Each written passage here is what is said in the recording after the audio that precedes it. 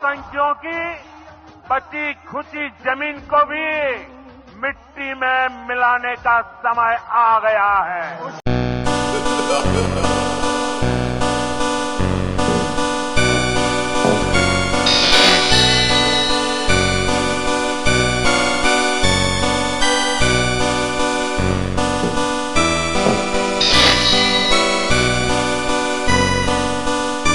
നമ്മളെ പോലത്തെ ഇന്നസെന്റ് ആയിട്ടുള്ള ആൾക്കാർ നമ്മുടെ മണ്ണിൽ നിന്നപ്പോഴാണ് നമുക്ക് ഈ ഒരു അറ്റാക്ക് വന്നത്. അവിടെ നിന്ന് വന്ന് നമ്മളെ അറ്റാക്ക് ചെയ്ത്.